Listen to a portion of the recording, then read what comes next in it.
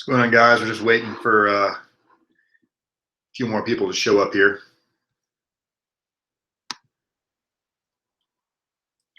Hope you guys are all doing really, really well. We'll see who pops in.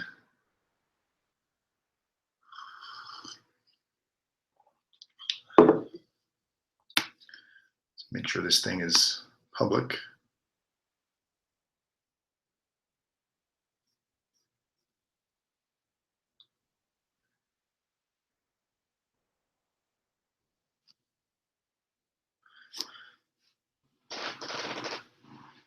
Monday night. I'm sure everybody's exhausted from a long day of work or a long day of whatever you guys got going on.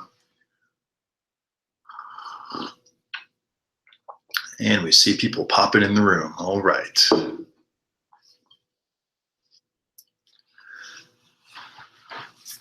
How's everybody doing tonight? Hope you guys are getting around okay.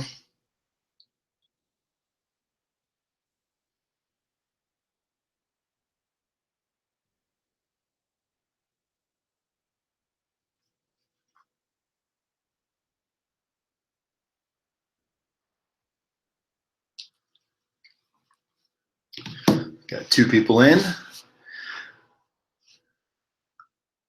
Hey, Mike, what's going on, buddy?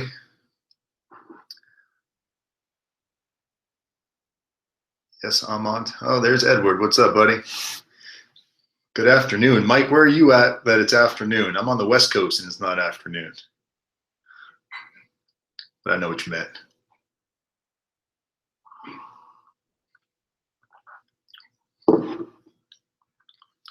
Give everybody a little bit of time to pop in. I am about 2 or 3 minutes early. Do you guys get the notifications when I put out those little, like, I guess you call it a promo video for the live event? But do you guys get a notification when I post a new video? So I'm trying to make sure I give you guys a few hours heads up. And of course, I'd give you guys more time, but sometimes it's hard to plan exactly sure if I'm going to be able to get on and make a video that specific night.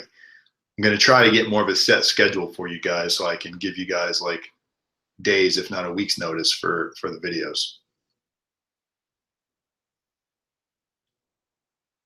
Notifications off. Kind of hurts, Edward. But you get notification when I'm on live. Awesome. It's not afternoon here either. Just odd to say good night first thing. Yeah, I guess it is odd. But you say good evening.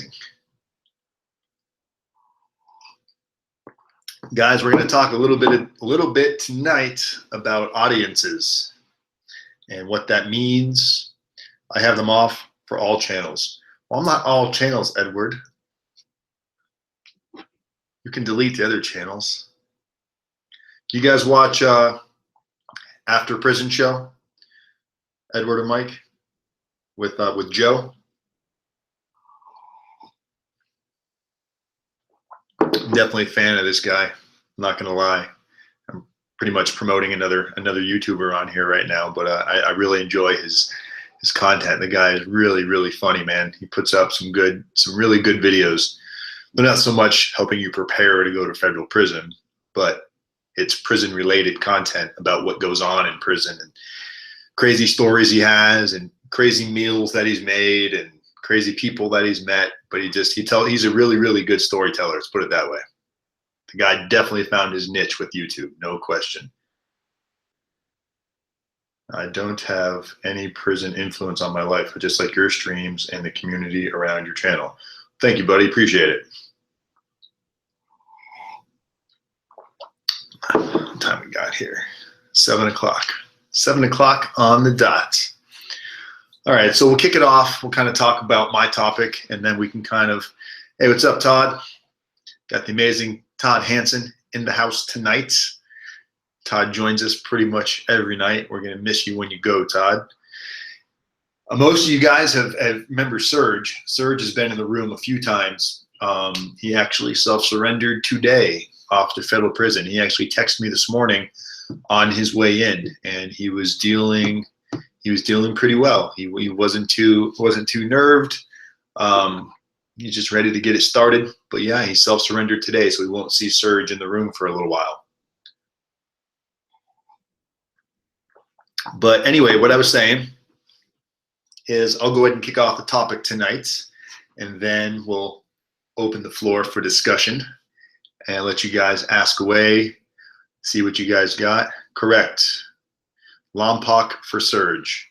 And he's, somebody was telling me, and I'm not sure who it was, they were telling me that they read it on somebody else's YouTube channel that Lompoc, the camp over there, no longer has RDAP. I have not heard that, but I did call Lompoc, and you know, when you press 0 to speak to the inmate coordinator over there, whatever, they did tell me that RDAP is still there. So I'm not sure if I got wrong information or if somebody else was misinformed, but I'm going to go ahead and assume that RDAP is still available at Lompoc, but we will be getting updates from Serge to find out for sure. I'm trying to get updates from everybody that goes in so we can give relevant content to specific prisons and where you guys may be going, because that stuff changes all the time, right? Lompoc Pen was where all the Watergate people went after Nixon's. Yeah, Lompoc's got a pen in a camp. So, hey, what's up, Leah? Dan the man. Leah Ivy, what's going on? All right, so let's kick it off. So tonight, guys, we're going to talk a little bit first. We're going to talk about knowing your audience, okay? So you guys got to imagine, right? You get indicted and you got all these thoughts running through your mind. And basically, logo soap on the rope. RDAP logo soap on a rope, sorry. So, okay. God, Todd, you're crazy. When you get indicted, once it settles in, obviously when you first get indicted, you just assume, oh, I'm going to get out of this somehow. Like you immediately go into like scramble mode, you in wiggle mode, how you're going to wiggle out of it. But once that reality kind of sets in, that potentially you may go to prison, now you start to think, okay, how can I try to persuade these people to not send me? How can I show them that I'm a good person? How can I get them to see that I'm not this horrible person that deserves to go to prison? So you got to know your audience, guys, because even though you may not be able to get them to not think you need to go to prison, but you may be able to persuade or influence on how long you go to prison for. So you can have some control over this dial. But let's talk about the audience, all right? So let's kind of start from the top of the food chain. And I don't want to say at the bottom of the food chain because that sounds fucked up, but we'll start at the top of the food chain. So at the top of the food chain, you've got your judge, right?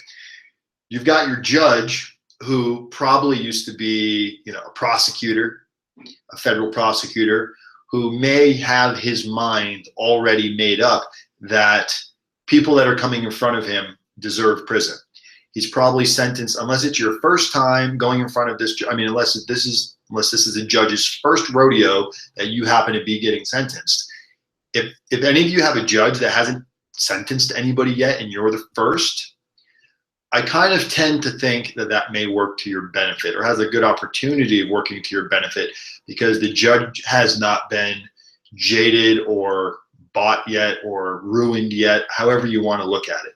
I imagine judges that have sentenced tons and tons of people have seen all walks of life, and they tend just to kind of lump everybody into one group. So let's imagine that the judge that you got has sentenced a ton of people. He's already got this mindset of, I'm not letting anybody walk. I'm giving everybody federal prison. He's an ex-prosecutor. Who knows how long he's been doing this for. So you've got this mindset of somebody that just wants to kind of not make your life any easier. I'm not saying all judges are like that, because I'm sure there's some decent judges out there, but some better than others. But let's just assume that is kind of the mentality of the judge. All right, then you got your prosecutor. Your prosecutor, I imagine, from what I've been reading, what I can understand is most prosecutors are out to climb the ladder, make a name for themselves. They either are trying to set the stage to eventually move in an advancement to where they can possibly become a federal judge. So they know they got to set that bar, and they got to have no problem convicting, notch on the belt, notch on the belt, notch on the belt. Or maybe they're looking for some giant sign-on bonus from a mega law firm that's going to hire them because they've built a big name for themselves. Either way, it's not making their career look good if they give everybody super light sentences and they give people probation. You know, it looks better for them the bigger their tally is or how many people that they sent away. So you've got your judge, your prosecutor. So far, neither one of those are probably on your side. Then you've got your U.S. probation, right? U.S. probation officer, not when you're on your pretrial probation, but I'm talking about when you go to do like your PSR interview, the probation officer that's going to interview you, which basically is going to come up with his recommendation eventually that he's going to recommend that you get sentenced to within guidelines, minimum mandatories, all this stuff. You've got your probation officer. When you really look at his job and you break it down, most of the time, and again, I'm not lumping all of them, but the majority that the most of us have seen, stories that I've heard, stories that you may have heard, is they kind of paint the picture in the light of what the U.S. government picture that they're trying to paint of you, which usually isn't from your best side. They take that side where you got the mole and your nose is crooked and where your mouth is open, you didn't get to really smile right. They didn't want to redo the picture. So you've got kind of this jaded, fucked up picture that probation portrays back to the courts, which now this is what the judge is looking at. So you've got your judge, your prosecutor, probation. Last but not least, guess who we got next, guys? You probably guessed it. You are the next stockholder. You are the next person that has interest in this.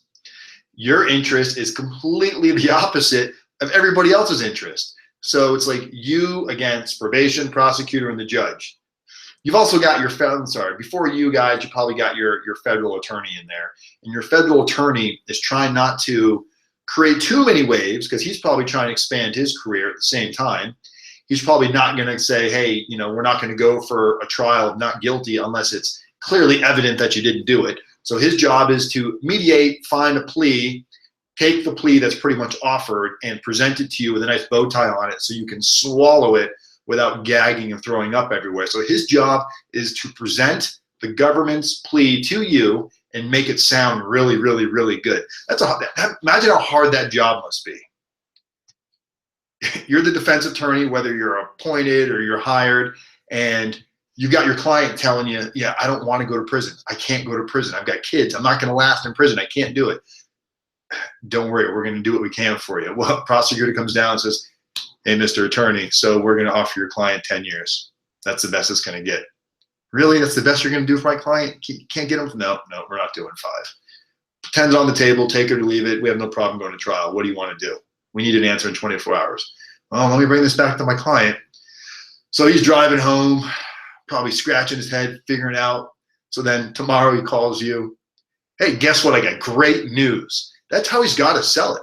If he sold it like, oh man, you're fucked. You're getting 10 years. Can you imagine how much worse that would sound? So his presentation is kind of, he's trying to give a good presentation to you because he wants you just to take that plea because he knows it's probably not going to get any better in a lot of cases. So, all right, so you've got, now back to the stop. We got your judge, prosecutor, defense attorney, and then we got you. So now what are you doing? You're putting all this faith and all this money and all this hope and all these prayers with empty follow-up. You got prayers that you're begging for help, you're praying to God, but you may not be doing anything, right? You may just be sitting around just hoping all these things are going to work. It's kind of like that guy that, falls off of a boat and he's drowning out in sea and he keeps praying to God, please save me, please save me. He's got all this faith in God that God's going to do something, and here comes a boat to pick him up. And he doesn't want to get in the boat because he says, I'm waiting for God. God's coming. Don't worry, I'm good. Boat leaves. Another boat comes around. The guy's drowning now. I'm good. I'm waiting for God. Boat leaves. The guy's like, God, why are you leaving me here? And he tells him, well, man, I sent you like 3 boats. You guys, you can't just expect everything to happen for you. You got tools in front of you. You got to take action. So you got all these issues and all of these audiences that are kind of watching everything you're doing, and they have their own mindset of where they think it's going to go. Well, when you prepare properly and you know the picture they're going to paint of you potentially is ugly. So if you take charge and you start controlling that paintbrush and you make the stroke first and you don't paint this beautiful picture of yourself, you paint the picture you think they're going to paint. You got to get your mind in their way of thinking. Think like them, not like you. What are they looking for? What do they want after me? Give that story. Talk about your past. Talk about your DUIs. Talk about smaller crimes you've had as a juvenile. Bring all that stuff up in your in your personal narrative. Explain that you've identified your victims. Make that known. We've talked about this. Your victims are not just the people that lost money, the people that you ripped off, the people that you scammed. Those aren't your only victims. Your victims are your friends and your family, your kids, your mom, your dad, your dog. Those are victims. Identify those victims. Tell the judge that you can't believe that you hurt your family this bad, the pain that you've put them through by your poor decisions, by your poor choices. Explain that you understand that how that victim impact.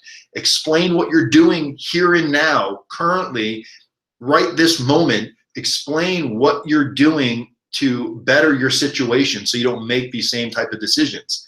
You can't just sit back and say, I'm going to do better, and then don't practice doing better. So if you show him action-based, like Todd's doing amazing things. If you guys want to ask Todd what he does weekly, he puts these awesome reports together. He's out doing charity work. I mean, this guy is hustling every minute he gets, and he knows he's going to prison for 17 years. But now that he's doing it so much, it's becoming habit. He's starting to enjoy doing it. So you guys got to take charge and make these differences happen now, because when you go in front of a judge and you talk about all of the things that you're going to do, it's all talk. Talk about what you did since the day you got in trouble to now. Explain that you understand what you did was wrong, and don't just say my crimes were wrong.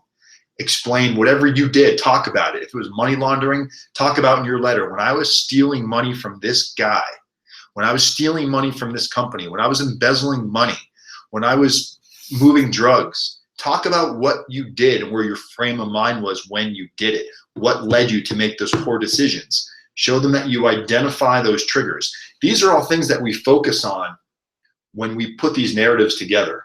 These are the questions that we're going to pull out of you.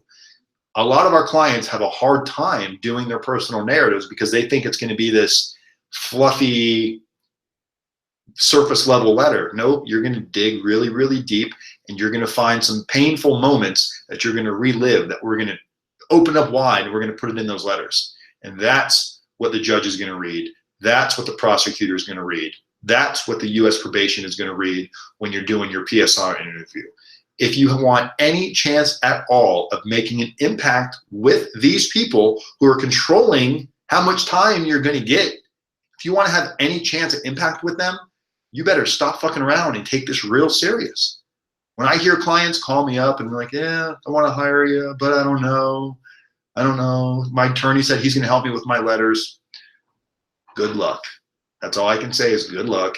Your attorney, that is not his forte. His forte is a form letter on what he gives all of his clients and says, fill in the blanks. Takes it, looks great. All he cares about is you accepting the plea. I know that sounds rash, but unless you've got $1 million dream team who is only working for you, these guys don't have the bandwidth. I had a client sign up today, and his concern was, we spoke, had a great conversation, and he did end up signing up, but his first concern was, am I spreading myself too thin? Am I going to be able to give him the amount of time and nurturing and hands-on that he may require? And I can confidently say yes, because I delegate the proper things. I quarterback my team. I feel I quarterback it as good as I can at this moment, and I'm getting better and better with different softwares, different tools that I'm putting into place, different key people that I'm putting into place to micromanage the other aspects. But at the end of the day, nothing gets sent to a client, nothing gets sent off to attorney without it coming through me and me going through it and reading it with my clients, going through it, making sure it's what they want, but more importantly, making sure it's what they need. So I don't think I'm spreading myself too thin at all. And I appreciate that. It's a very, very honest question, because I could see why somebody would think that, especially if you're dealing with these attorneys that you can't ever get on the phone.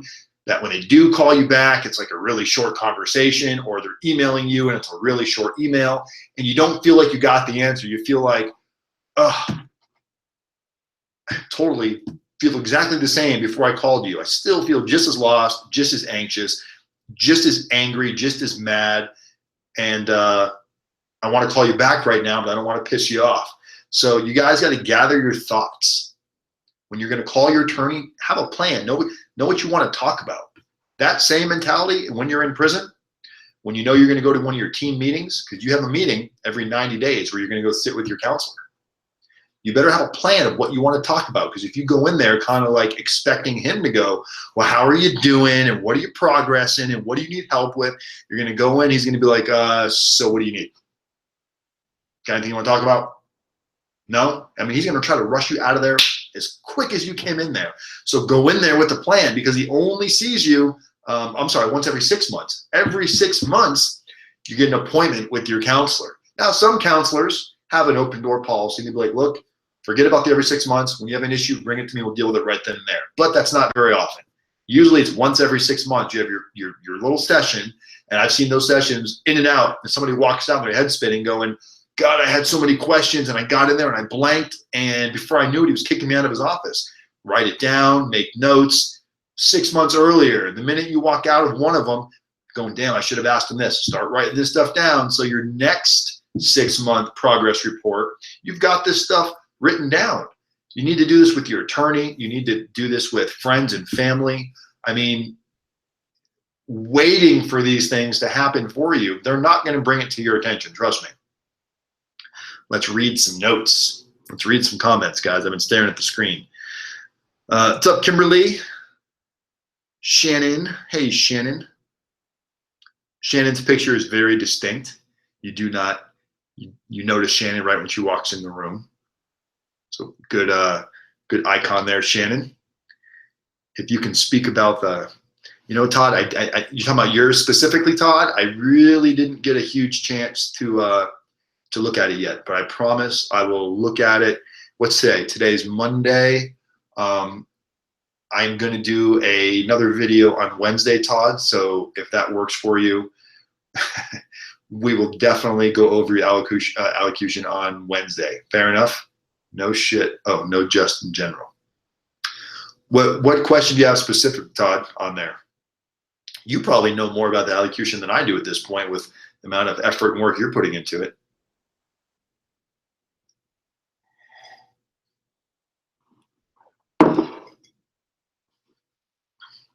Hell yes.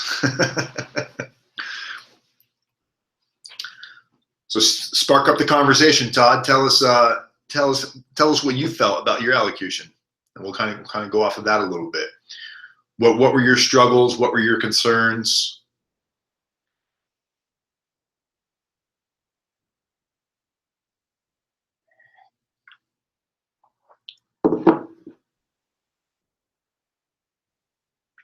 Yeah, you kind of want, you're painting the same picture. It's kind of a reiteration of your narrative. Because if it veers off too different, you don't want to contrast. You want to stay on topic with it. You don't want to conflict with what you wrote on your narrative. And I saw your narrative. I mean, your narrative is one of the longer narratives that I've seen. Typically, narratives, 3 to 5 pages. Yours, but you had a lot of information to go in your narrative. So I would say you don't want to make your allocution as long as you made your personal narrative, Todd. But you want to be able to touch on some key points. Basically, you know what you're looking for in this. You're looking to impact any way possible with a rough judge, a rough prosecutor, just a rough all-around situation. You really need to show remorse and make them believe it. And I think you've done about as much as somebody in your position could do to show remorse in the amount of time that you started it. Because let's see, you and I started talking, what was it, October, November? Does that sound about right, Todd? Maybe September? I'm watching this in a public bathroom. That is awesome. That is awesome. Sorry to hear that, girl.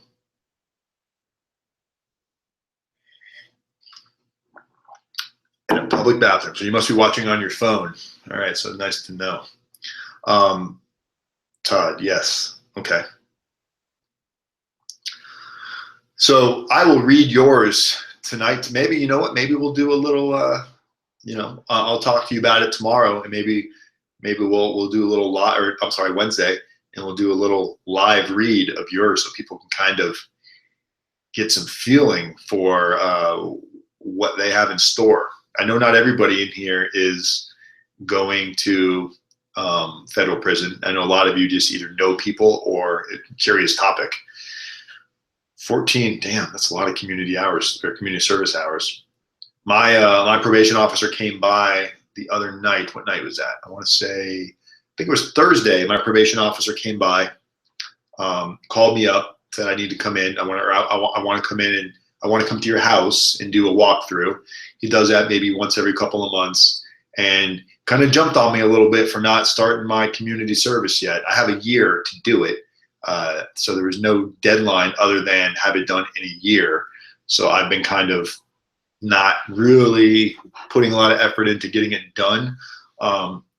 Between, you know, I'm not making excuses. I'm busy with work. I'm busy with this. I could definitely fit in my community service. I'm just hella lazy and haven't really made the time to. Why do people pay for a prison consultant? This info should be free. They have enough to worry about.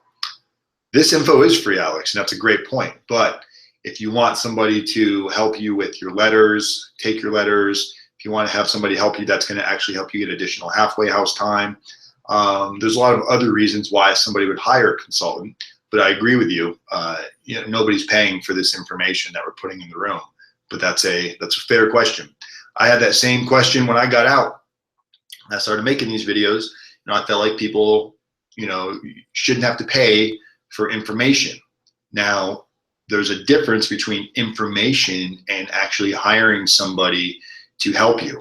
Alex, if you look at a lot of people's personal narratives and a lot of character references and how they're preparing for their PSR interview and what they're doing to prepare for RDAP, I think it would be very easy for you to see why somebody would want to hire a prison consultant. But it's not for everybody, and people don't have to hire a prison consultant. It's just like, why would somebody hire somebody to do their taxes? You can go online and do it for free. You know, why would somebody hire anybody for anything? But nonetheless, great question, Alex.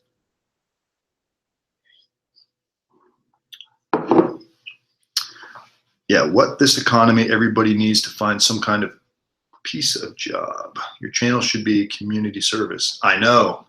My channel should be community service. I even brought that up to my probation officer, and he's like, no.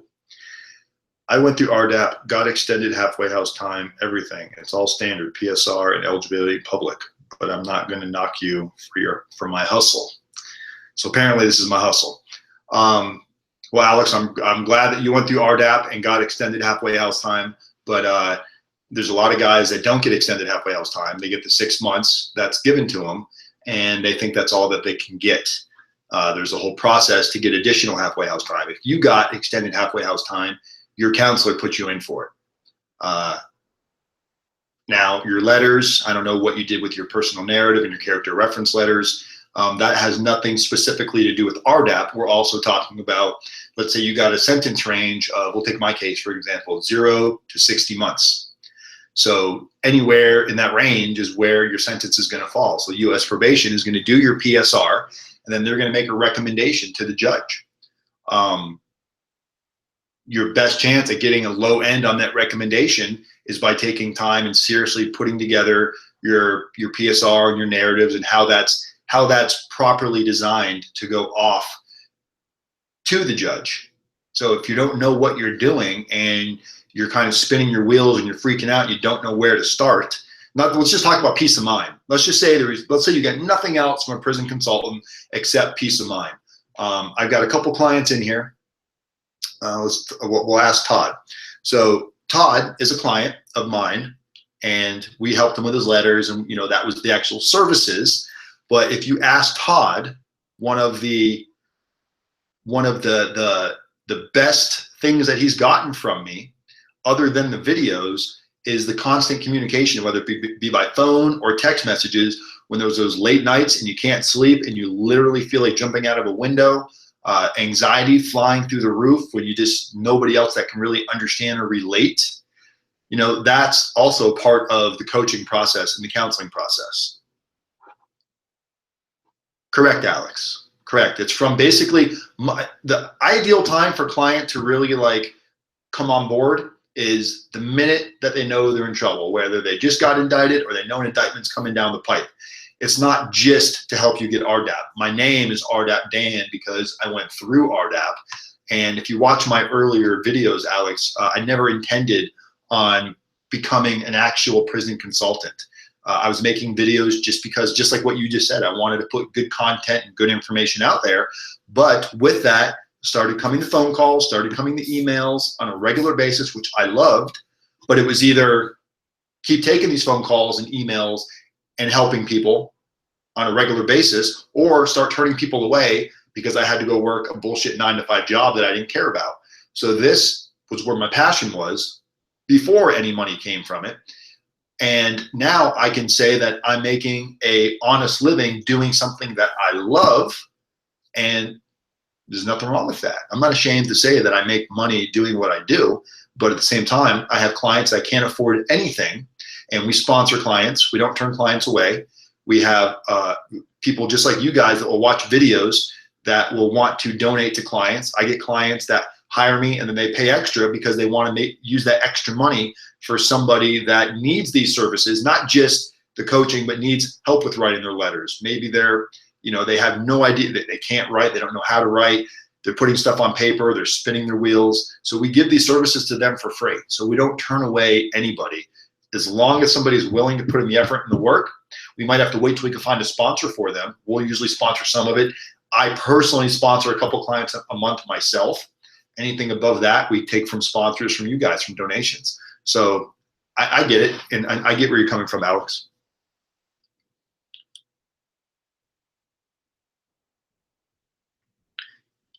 You know, Alex, if you have good, viable information that can help people, there's nothing wrong with you finding a way to monetize off of that. God knows there's plenty of shitty companies out there that will just take advantage of people. And, you know, I already did a video on one of them that basically is completely the opposite of what we should all be striving to do. If we're really a community trying to help people, and you've got these other consultants out there, which I'm not mentioning their name right now because there's a lawsuit circling around because of my video, and I don't want to get booted off of YouTube. However, you can go on my Facebook and I talk about it loudly on there. But these guys are crooked as shit, and they're misleading people, and they are telling people to lie when they get into prison. They're basically doing all of the opposites of what somebody should be wanting to do if they want to change the way they are before they went into prison. The epic takedown video. I might have to change the title, Brian James. That's actually a really good title. The epic takedown video by RDAPdan. One man versus the giant. Because they are a big company. They're probably #1 on Google, which doesn't mean much. It's like we're in a space of what, 10 guys? So we're in a small pond. But they are a big fish in the small pond. But I did not care. My little minnow bite. Got him where it counts. Took me 25 to find him. Thank you. It's scary, stressful. I have only had dad back in my life for 5 years. You mentioned you do color-coded drug testing on paper. Do you have a drug charge? In here, I don't know if it's everywhere, but usually U.S. probation, like what it is, it's a color line. My charge is a drug charge. It was conspiracy to distribute oxycodone. I worked at a pain clinic, and I was office manager. The doctor of the pain clinic allegedly, I still don't know this to be a fact, but allegedly was overprescribing pain medication to the patients, and we should have known about it. It was clearly that these patients were driving from BFE to come see this doctor, so I can't say that I was completely innocent in it. But the doctor got charged with, he originally was what caught the indictment, and we all got charged with the same thing, the conspiracy charge to distribute oxycodone. It's like a 52 count indictment, wire fraud. They had all kinds of bank fraud, wire fraud, racketeering. It looked like, I was Tony Soprano or something when you read the original charge list. But I don't know if that has something to do with it or not, but every day I have to call a phone number, and if my color is called, I have to go in and give a UA. So technically, I know that I'm going to be UAing 3 times a month. And my probation officer just told me that he's going to lower that, and I no longer have to drive down there to do my monthly visits. He said I can now email them because he thinks I'm doing what I'm supposed to be doing. I have a feeling he's probably watching my YouTube channel. He's probably on here under another name. You might even be Alex trying to grill me with some questions. So if that's you, Mr. Probation Officer, yeah. Let's see, Alex. Okay, I have a fraud charge in Florida. I have 3 years paper, been drug testing twice in 25 months. You're on pretrial, correct, Alex? Obviously. Pretrial is a little bit different. Once you get off of pretrial, once you get out of prison and you start your, oh no, wait a minute. You said you got 3 years paper. Oh, I don't know. What part of Florida are you in, Alex? Just out of curiosity. That's where I'm from. My charge was in Georgia, but I immediately went back to South Florida, where I was on pretrial probation in Florida from 2011 to 2014, and I think I drug tested on pretrial maybe 1 time.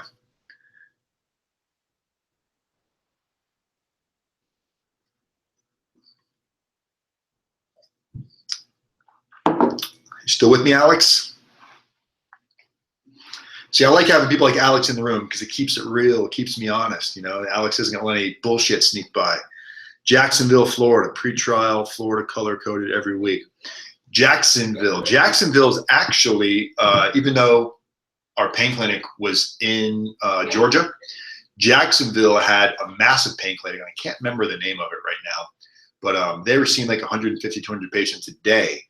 And we would actually go to that pain clinic and wait outside for patients to come out. We would basically steal the patients. We would sniper them. We called it, we were doing some guerrilla marketing. We would go up to these guys and they'd come out. We'd actually chase them down in our cars and flag them down and be like, hey, next time you're going to see the doctor, and we would look for license plates that are coming from like out of state, like Kentucky and stuff. Instead of driving all the way to Jacksonville, there's an office or a pain clinic closer to you in Georgia. So that was actually like Blanding Boulevard. Is that in Jacksonville? I think it was Blanding. Does that sound familiar to you, Alex? It was a scumbag thing for me to do, and I really, really, even during that time of my life, I felt scummy. I don't know why I allowed myself to do what I did. It was a shitty job. I dealt with scummy people. The owners were scummy. Lived right off it. Oh, so you knew where it was. Blanding. Georgia. It was in Savannah, but it was a little outskirt called Garden City, which is basically right off of I-95. It's like basically Savannah, Georgia, was where the pain clinic was. You can Google it. It was called the East Health Center. So if you Google East Health Center, Garden City, Georgia, you'll probably pull up my case. Dr. Azmat, A-Z-M-A-T, he was the doctor that probably caught the indictment initially, like held up the hand and got hit, and the rest of us got it. But he got sentenced to 11 years. I went to federal prison in Jessup, which is close to Savannah. Yes, it is. We met a lot of guys that were got transferred from Jessup over to Coleman, where we were at.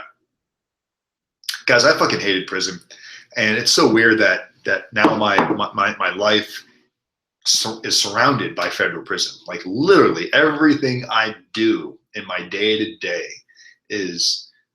that would be a great conversation because now that I do my videos more frequently, before I was doing just a pre-recorded, edited video once, maybe every week, once every 2 weeks. The daunting thought of editing my videos is like, because this is the part I like. I like the talking, and editing, you've got to sit there and go through it and edit titles and where you're going to do this and what are you going to cut out. You know, it's just, this is amazing. What is Blanding? Blanding is a boulevard, Blanding Boulevard in Jacksonville. It's just a street, Kimberly. It's where Alex is from, that area. And one of the pain clinics that we used to go steal patients from was a massive pain clinic on Blanding Boulevard, like right across from a church, I believe. But it was a shady time of my life. It was a low point in my life. I wasn't happy. Things were going really bad for me prior to that. Just money was a struggle and my own fault. I didn't take shit seriously and I would procrastinate. And I've always had the ability to do things, but I was the type of person that would just put things off. And I don't live my life like that anymore. Now I never sleep in. Even on my days off, I'm up at like 5:30, 6 o'clock, doing something constructive, something positive. I don't surround myself with negativity. If I feel myself getting negative, I will do something about it immediately. I will correct whatever I'm doing and do something positively action-based. I talked to a lot of my clients about that. I'm putting together some training material for all of my clients, especially the clients that are coming on early, to do, we call them RSAs, or rational self-analysis. If you've taken RDAP, you know exactly what that is. Alex, you said you did RDAP, so you know what an RSA is. And RSAs seem cheesy, but man, if you're using them on a regular basis and you don't even need the paper anymore and you're just doing mental RSAs and immediately jumping to consequences, those RSAs can change your life. My kids hate RSAs.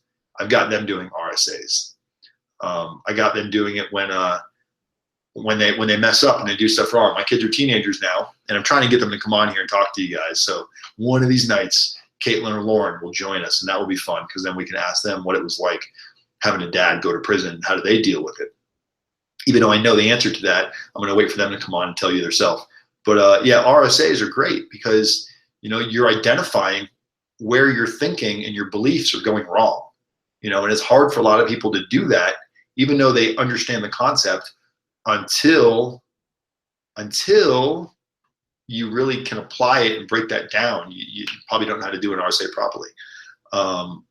Just cause, Dan. Yes, and have a little fun. What was that, Kimberly? I missed it. Just cause, Dan. What did I miss, Kimberly? Sorry.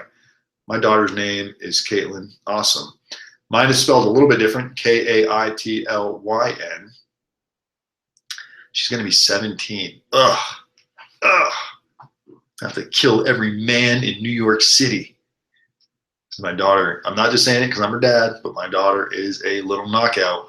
And fuck, man. Ugh. I'm not ready to be a grandfather. So Caitlin, if you're watching this, stop showering.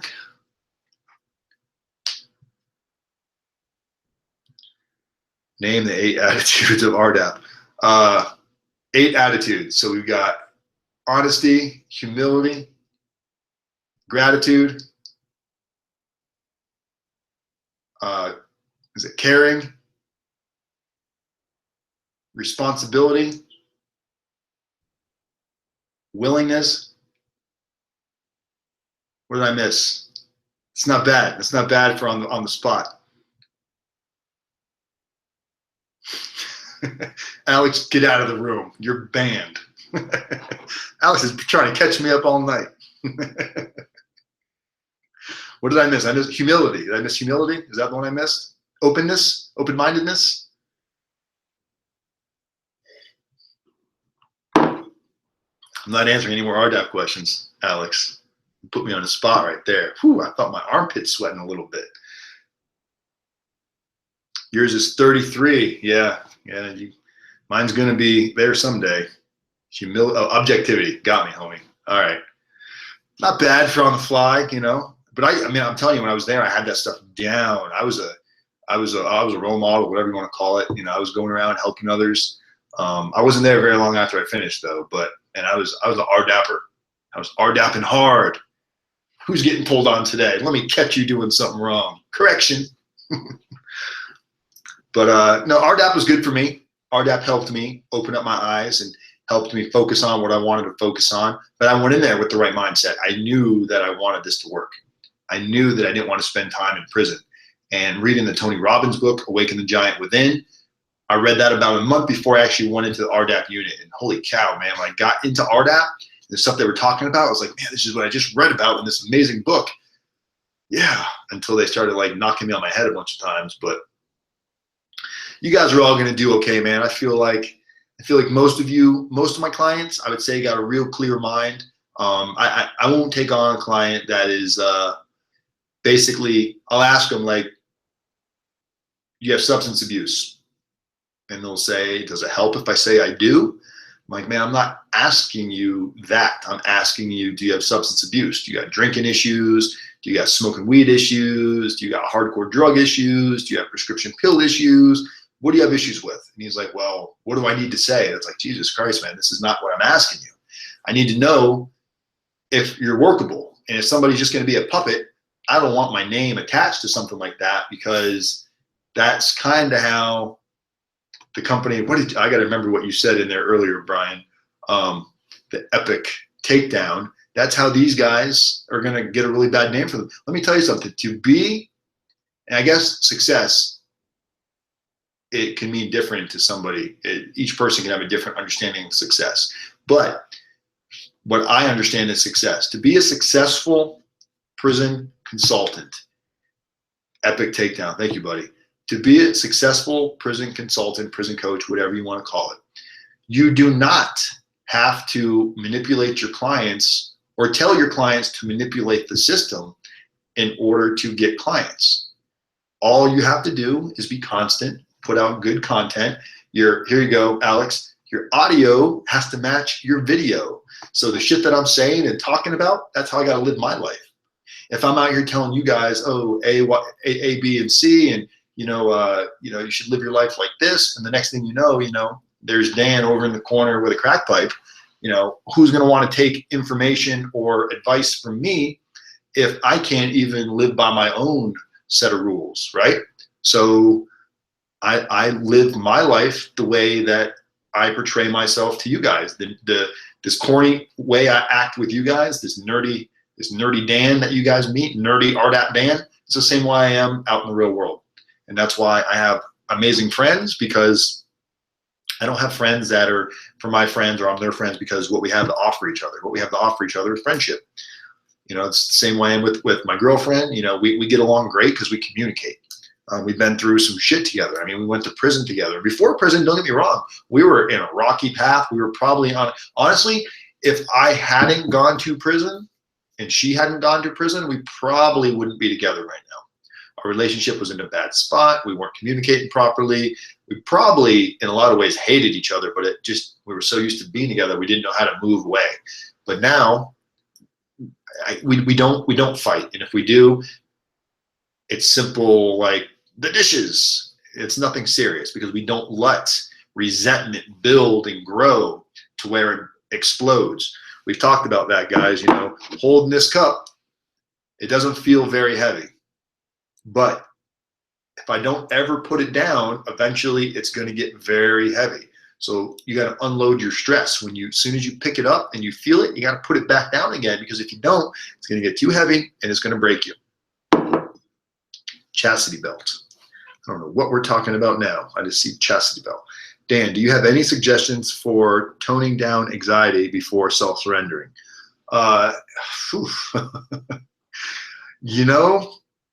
I don't recommend going in drunk or high. Do not recommend that, because you will probably spend some time. They call it a bubble, or they call it the fish bowl, or they call it the shoe. That's different, like the shoe, a special housing unit.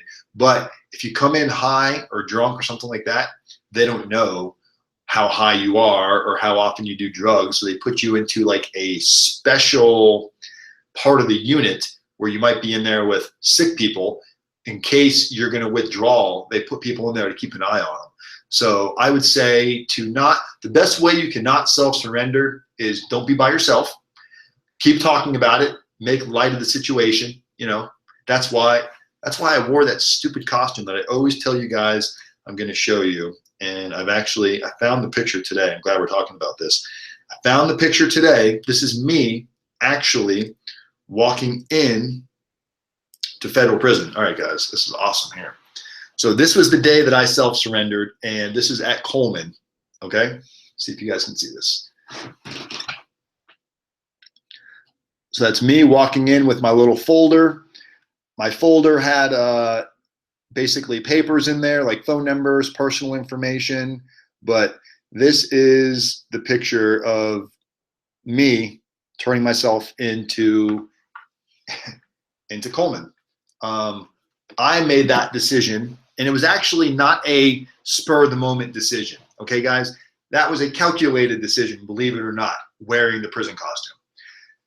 My thoughts, thank you. Hi, Madrina. Hello, Madrina. You must be new. I don't recognize you, but welcome. So let me tell you. Okay, so my purpose, I don't do well flying under the radar. Like, I'm kind of like, I like to be the center. Let's talk about my flaws. Let's bring it out. It's no longer my blind. I like being the center of attention. I can have ego issues if I allow it to get out of control. I like to talk. I like making YouTube videos. These YouTube videos are not just for you. These YouTube videos are also for me. That's why my girlfriend teases me, and people that know me tease me because like, oh, there's Dan going on YouTube again. But I love this stuff. You have no idea. Like, I get a massive rush from doing this. So going into federal prison, I'm sitting there thinking, man, I'm going to go in. I'm going to have to start from the bottom. No one's going to know me. So my friend Matt, one day, we're talking about this. I'm like, dude, I just don't do well when, you know, I'm like the unknown person. Matt's like, so why don't you do something crazy when you go in? We talked about wearing like a Batman costume. We talked about all kinds of things for weeks. So he was like, you should wear a prison costume. And I'm like, dude, that would be fucking funny. And it started off as a joke. And then he kept saying, you should really do this. You should really do this. I was like, you know what? I'm going to do it. So we ended up having like a little going away party for me. And I didn't know it, but everybody ended up showing up to the little party dressed up just like that. So talk about anxiety, guys. Holy shit. The day I was driving down there, obviously I didn't wear that in the car. I got dressed in the parking lot of the prison of Coleman, and I almost chickened out. And my buddy Paul and Evan drove me. And as I get to the parking lot, I'm like, man, should I do this? There is video somewhere, but my other buddy who I don't talk to anymore, I can't get the video from him. So I don't know if I'll ever see the video, but there was video of me actually walking into prison and everything. So I almost chickened out. I almost didn't want to do it. You know, I was like, man, I don't know if I can do this. I feel like such a jackass doing this. What if they're like, look, and my buddy Matt was like, look, they're going to think it's funny. They're probably all going to get a kick out of it. So I started to believe that. But when I got there, I'm like, what if they don't get a kick out of it? What if they don't think it's funny? What if they think I'm an escapee? I don't know what the prisoners in there wear. So we got there, and I'm walking up to the front door, or whatever you call it, into R&D where you go in for processing, and I'm pressing the little button that calls on the speakerphone, and a guy in a white truck pulls up. He's like the perimeter guard that drives the perimeter all day long. He pulls up in a white truck with a shotgun, and he's like, "Can I help you?" And I was like, I'm here to self-surrender. He's like, "You're going to self-surrender like that." And I was like, "Yeah." He chuckled. He goes, "Good luck." I was like, oh man, this is probably a really bad idea. So they opened up the door. I went in. Evan and Paul came in with me. They had their video recorders going. Like, he had his phone on his belt clip recording, because you're not allowed to just stand there like this. They don't want you recording or taking pictures. Paul was just holding his other phone, just kind of like he's looking at it but taking pictures. And they let me sit there for about 10 minutes, and then 3 dudes came up. 2 lieutenants and one of the senior COs that was there. And I thought they were going to see the humor in it, because nobody had said anything to me for like 10 minutes. And they come walking up, and I walked up to them. As they were coming closer to me, I was just like, "You got me, coppers." And that was it. Snatched me up, threw me against the wall. My arm was still really, really in bad shape from the surgery. Twerked it behind my back, ripped my hat off, ripped the clothes off me, threw everything in the garbage. And you think we're your friends? You think this is a joke? You think this is a playground? We've got something for you. Oh my God. I thought I was done. I thought this was it. This was the worst mistake ever. But I will tell you what, my calculations paid off. And I know this sounds cocky, but later on, as they realized that I was not a troublemaker and I don't do things like that all the time, they realized I did what I was supposed to do. They all remembered me, and they all, at some point or another, when a CO would ask me my name for whatever count time, I'd say, Wise, Daniel Wise. Did you wear a prison costume in here? And I'll tell you what, it immediately gave me like a level of credibility to where I got messed with less, because at the end of the day, they thought it was funny. They've never seen anybody do something like that. So that was my entering federal prison story. Hope you guys enjoyed it. Low balls or eyeballs? Kevin, are you talking about Shelly? I missed what was going on over there. What were we asking about, Shelly? Brian James, you had fucking that is the funniest thing and craziest ever. I have issues with pizza. Okay. Did she ever blame you for getting her into trouble, Dan? All right, Kevin's question. Did Shelly ever blame me for getting her into trouble? I don't think so, and I'll tell you why. When it really first happened, when I knew I was in trouble, we honestly thought Shelly was not in trouble from 2011 till 2013. She never heard anything. Nobody ever called her. We didn't even think she was part of it. So she had just really become like supportive for me, because we were pretty sure I was fucked. So she became real supportive of me, never really thinking about what if for her, because we never heard anything. The day they came to our house in 2013, when we actually got indicted, when they came in screaming her name and not mine, we were both like, who's this? We didn't even think it was the feds. We thought it was something else. I'm like, what did you do that you didn't tell me about? And she was in the shower, and when I went down the stairs and they asked who I was, and I said, Dan Wise, he said, we have a warrant for your arrest out of Savannah, Georgia. It hit me.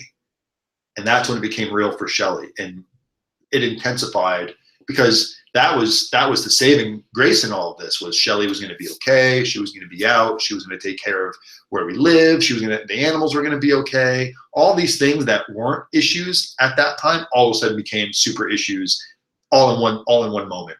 And Shelly was like a little gangster. I'll tell you what, I'm sitting downstairs and they got me in handcuffs, and a female went upstairs to get Shelly out of the shower, and they bring Shelly down the stairs. Shelly's never been in trouble.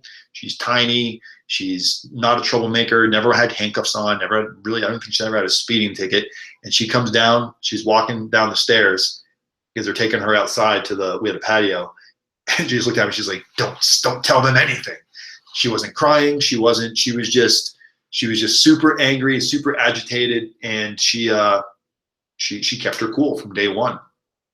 So I don't think she ever blamed me, because I think I take more responsibility for what happened than she thinks that we should take.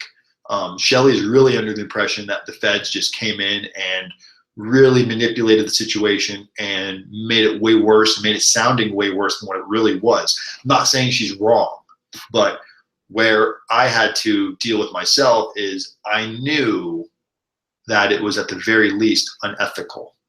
People were driving from Kentucky, Ohio, Connecticut to come see a doctor in Georgia. I mean, come on. Something clearly is shady there if that's what's going on. But even with that, they never actually proved what law we broke. A jury agreed, and that was that. So that's what I was afraid of, is going to trial, was I didn't want to go to trial and risk that, even though we didn't technically break a law, we're dealing with pain clinics, and the pain clinics have a horrible reputation. We're in the Southern District of Georgia, a Bible Belt area. The jury's never been in trouble before. It didn't look good. It just looked horrible. So I calculated my losses, and it was a better option for me to take a plea. So that's kind of how that happened. So in the end, I don't think Shelly blamed me. I think her family probably wanted to blame me initially, but maybe some of them do to this day, and if they did, I wouldn't blame them. It's hard to understand everybody's situation unless you go through it right there with them. And if Shelly hadn't known me, clearly that wouldn't have happened to her. So she was part of it, because she was associated. Honestly, I think because I made it so hard for prosecutors initially, I kept turning down their pleas, and I kept turning down to cooperate. And initially I was cooperating, then I threw my hands up in the air. I'm like, fuck this, I want to go to trial. And I pulled out of everything. And I think that really pissed them off to the point where they were like, we're going to go after everybody now. We're going to go after the people you care about. And they went after Shelly. And I think that might be why they did it, because I stopped helping. But as soon as they did that, you better believe I was like, what do you want to know? And the murder weapon, the bodies, I'll tell you where it all is. You know, I was ready to tell every single thing I knew to potentially try to minimize what was happening. And it was too late. They already had her. She could not get out from underneath it. So it sucked. I bet the CEOs tell that story to this day. You know, they have love. I know the feeling, Mr. Dan, trying to work through this. He's so negative and mean to me, but I still have a place in my heart for him. You know, we've talked about that before, Kimberly. You know, you got to look at, you know, what's good about your relationship and what's bad about it. Almost everything that you say is bad about your relationship. So far, you haven't really told us anything good about it. So is it just something you're used to, something you're comfortable with? Do you feel like you can't do any better? Do you feel like you deserve that? You know, you're putting yourself into a victim role where you're continually going to get verbally, if not physically, abused. So, you know what time it is, and only you can decide what's a positive relationship, a healthy relationship for you.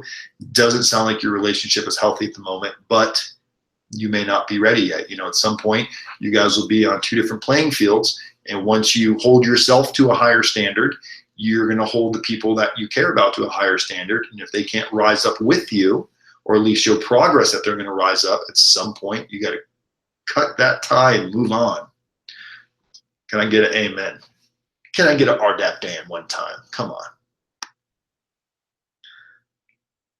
They made headlines. Who made headlines? Would you still be on in around 20? I have to drive home. Edward, I'm like the wind. I'm here, then I'm not. I'm back again. You just never know.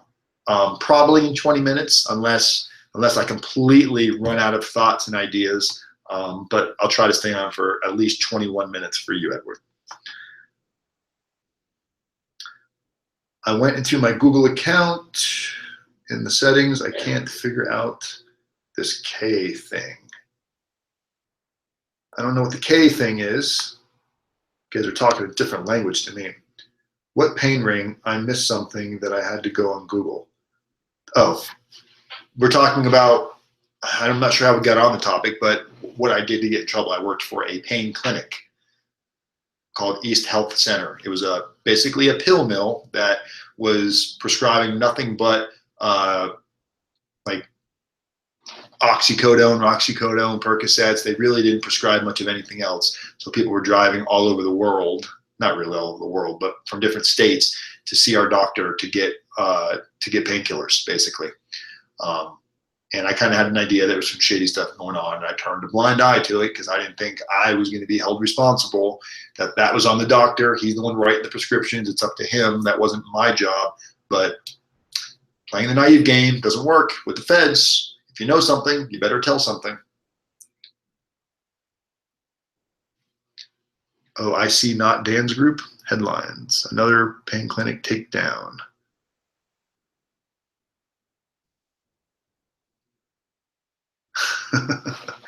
Yeah, and actually, there was another, we were kind of linked to this other pain clinic. We weren't really, they thought we were, because one of the guys that worked at this other one, he left to open this one. And the guys that had the other one, his name was Richard, it's either Richard or Richie McMillan.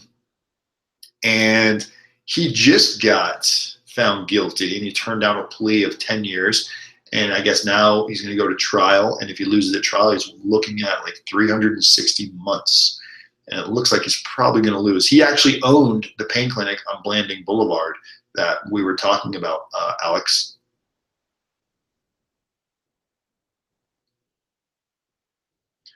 Like, you guys are all welcome for, the good information you take from this. I know it's not always, it's a little derivative of, we try to stay on topic, but at the same time, we're having just regular conversation. So conversation can go anywhere, but it's relevant to why everybody's in this room. It's relevant to federal prison, how you get there, what causes it, where your, really where your mindset was, where's your mindset right now, where do you want your mindset to be when you get out of prison.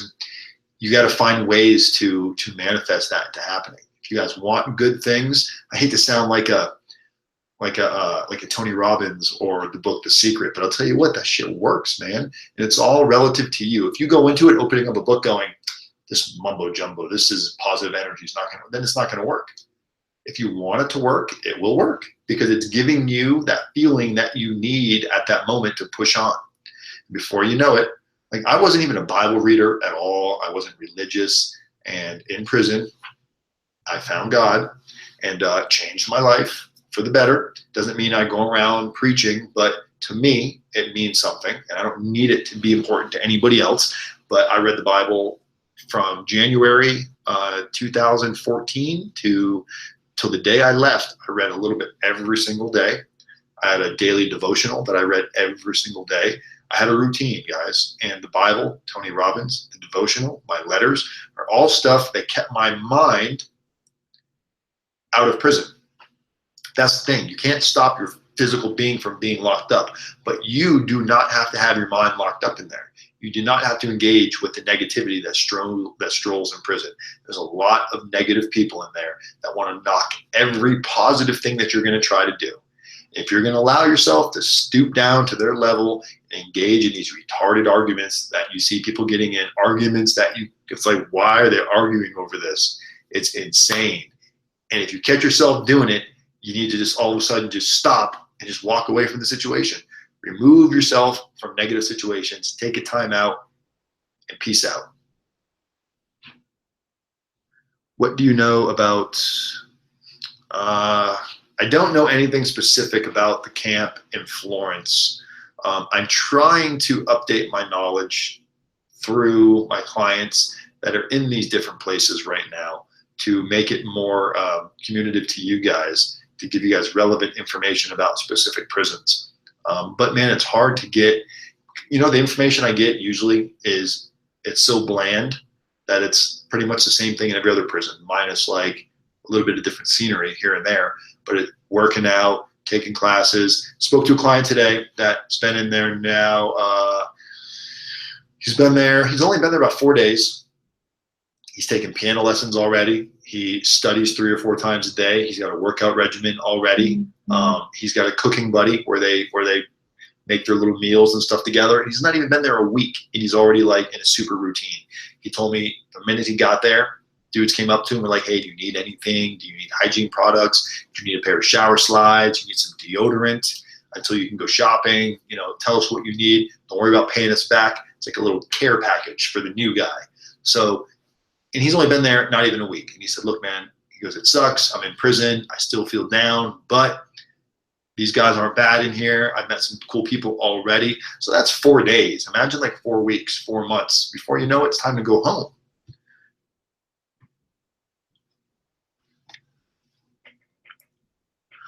What tips do you have on dealing with the frustration to break the cycle? When you say to break the cycle, Todd, are you referring to allowing yourself to get into a negative frame of mind? Like not just negative, but depressing? Is that what you're referring to? Where then you sit there and dwell? Then I'm sure there are many crazy people in there. How did you manage to stay awake? Todd.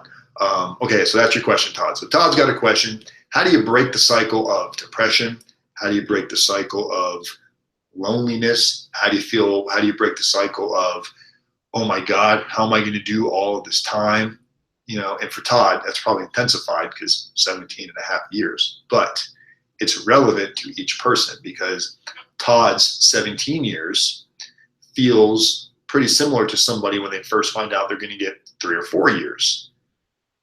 So it's all relevant conduct. So let's talk about how you break through that. First, you got to make the decision that you're going to do it. You got to tell yourself, I'm not going to dwell. I'm not going to get around. It doesn't mean you're not going to have sad moments. So what worked for me, and this is a technique that my DTS gave to me while I was in federal prison. She had me walk around. Literally, I mean, if I got caught not with it, I would get in trouble. I had a little notepad that they gave me, and I had a little pencil. And every time I had a negative thought or feeling, I would have to make a tick mark. Just like that. That's all I'd have to do. Make a tick mark. Because what that's doing is when you the more you do it, you're becoming more aware of your mind, your mindset. You're not allowing yourself to dive off and indulge. So you make a tick mark. And then you'd have to, I would find, she said, okay, so when you catch yourself having these moments, you've got to make a tick mark, and then you have to come up with something right now. I want you to think about it and tell me what it is. Something that you enjoy doing that would usually get your mind back into a pot. So for me, it was walking the track.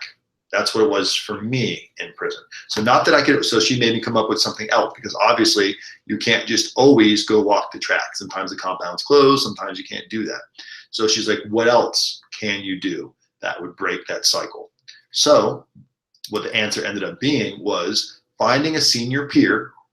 Senior peer in RDAP means it doesn't necessarily have to be somebody that's been there longer than you, but somebody that you're comfortable talking your problems through, that isn't just going to go, it's going to be okay. Somebody that's going to smack you around a little bit and get your mind out of your ass and say, look, man, you're going home.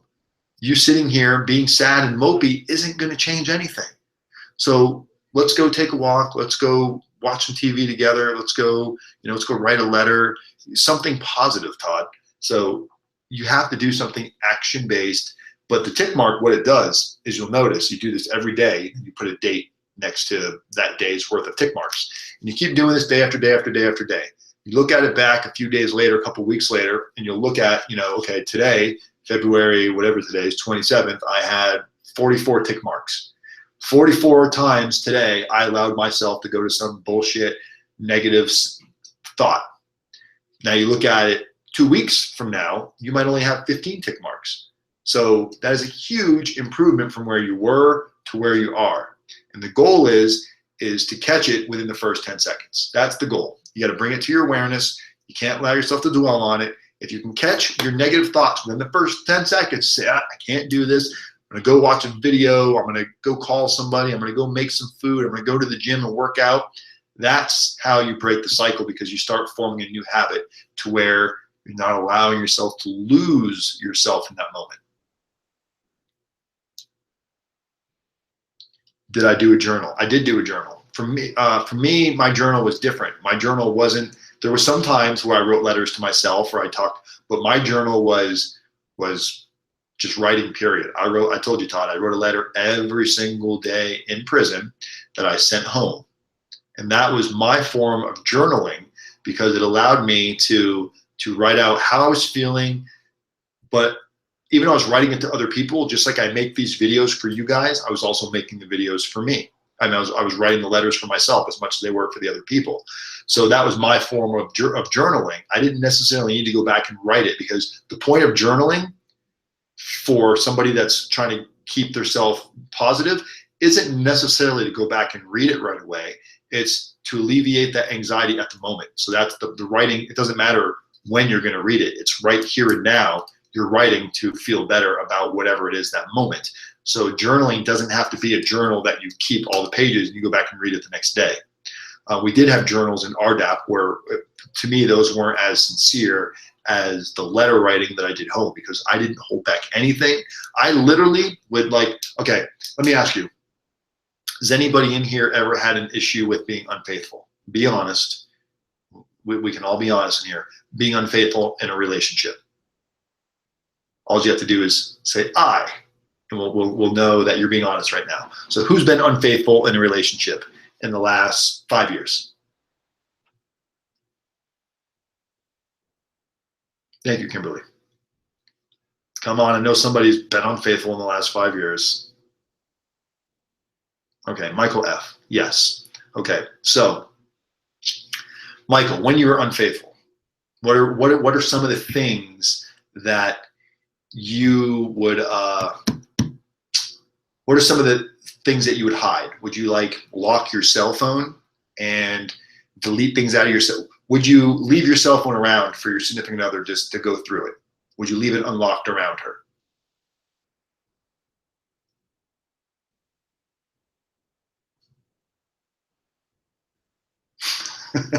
Todd. Well, Todd, we know you can't be unfaithful, Todd. You're on lockdown 24/7. So, okay, Michael, you would never leave your cell phone around unlocked because you're afraid she was going to go through it, right? So now, let's say today you're like, you know what? I don't like the way I feel. I don't want to be unfaithful, but it's this compulsiveness that I've had, right? I don't want to live that way anymore. So the best way to do that is make your partner, like, let's say she knows, right? She knows you've been caught before, whatever. So now you're trying to rekindle your relationship. You're trying to bring back the honesty. You're trying to bring all of this together. You're trying to get the trust back in your relationship. How do you do that? How many times have you said, babe, I'm sorry, I won't do it again, it was a mistake, da da da da da. Parrot, you sound like a parrot. So instead you go, hey babe, tell you what, I'm no longer gonna have a password on my phone. I'm gonna leave it unlocked. Not that you have to go through it, but I'm just letting you know you can go through it, because that is one of this is what you would say, this was one of the things that I would do. So you start telling her what your patterns were, what she should look for, because what it does is now, not only do you not want to already do it, but now it makes it that much harder for you to do it, because you've explained to her the roadmap to what your infidelity tricks are: hiding a cell phone, showing up late, not answering the phone when she calls, working late. All of these things that you know that you used as techniques, tell her what they all are. So next time you think about doing one, you're like, shit, she already knows this because I told her. That's what I did. And you have to be really honest with yourself when you do that, because you're putting it out there. It's either going to work or it's not.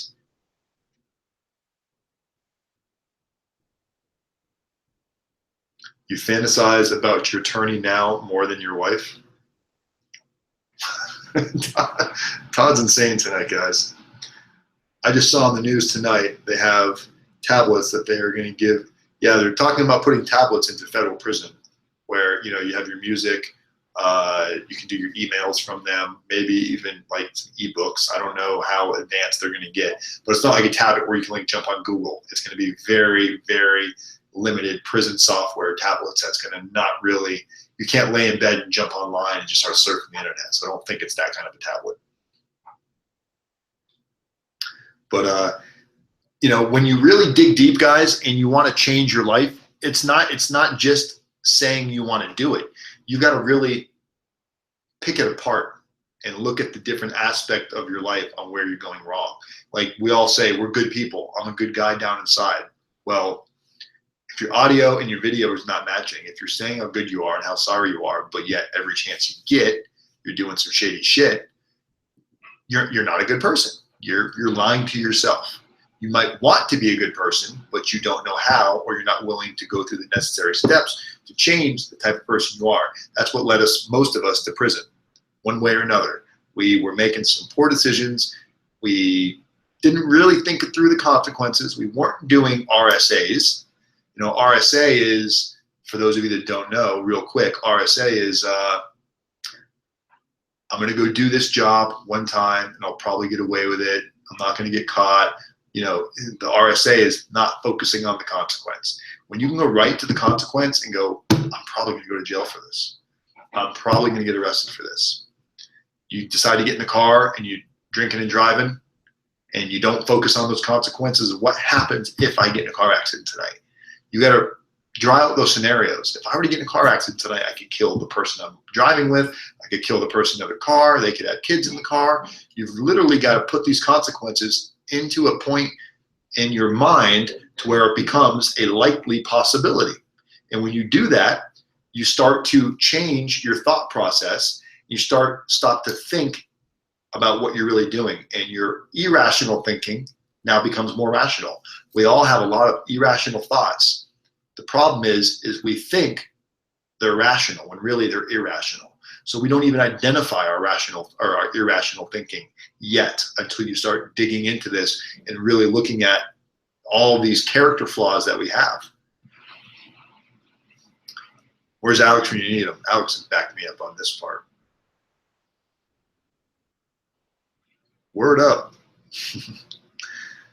How do you admit to shameful behavior with strangers in order to work through it? And do your cellmates take advantage of what they find out during periods of vulnerability? Honestly, dude, they're pretty good, man, because they're opening up too. Here's the thing. If you're in a group, let's say you got 10 guys in your process group. So in RDAP, you've got what's called content, where that's where you study the books, which I think I showed you guys those books. I'm not sure what I did with them. But you got your book work, right? You've got your content books. Orientation, rational thinking, criminal thinking. These are just books. You're going through content. One day a week, you have a process group. You're with a different group of guys. And it's not necessarily all guys that are within the same class as you. You may have some guys that are in phase 1, phase 2, phase 3, but you're in this process group together. So the DTS will usually start it off and they'll say, okay, Mr. Hansen, how are you doing today? I'm doing great. Mr. Hansen, what's something that you want to share with the group? Tell us something about who, they'll pick on you. Like if you haven't said anything in a couple of weeks, the DTS might say, do you guys know anything about Mr. Hansen? Like really, do you know anything really about him? Because I see Mr. Hansen coming in process group and listening to all of your stories and listening to all of you opening up. But do you guys think it's fair that he's getting to listen to your problems and your things that you may not feel comfortable sharing, but he doesn't want to share anything? I don't know about you guys, but to me that seems unfair. And then she'll let the guys kind of dig at you. Well, it's true, Mr. Hansen, you've been coming to these groups now for 6 weeks, and we don't really know anything about you. So you have to share in these groups. And look, guys will cry, guys will get mad, they're going to want to get up and scream, guys will get confrontational for a moment, but it always ends, mostly always ends with a positive outcome. You processed. That's what it's called process group for. You processed something that you didn't know was there. I've seen the toughest guys that have come from pens to mediums down to the low that tattooed up, murdered people, been gang banging their entire life, break down and cry like little kids because they finally put away that tough guy persona and they exposed who they really were, and they felt amazing. Everybody gets up and hugs you and comes up, but everything you talk about in that process is confidential.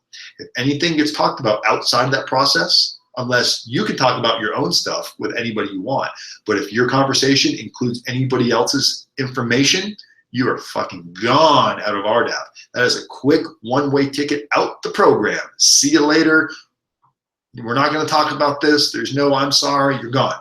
Immediately gone. Fighting and breaking confidentiality is two biggest things that will get you removed from the program. What's the most fucked up thing you've seen in the joint? People use things against you in therapy, in prison, Jay. In therapy groups. Never mind, Jay, you're asking questions. Sorry. Who is Jay? What's the most fucked up thing you've seen in the joint?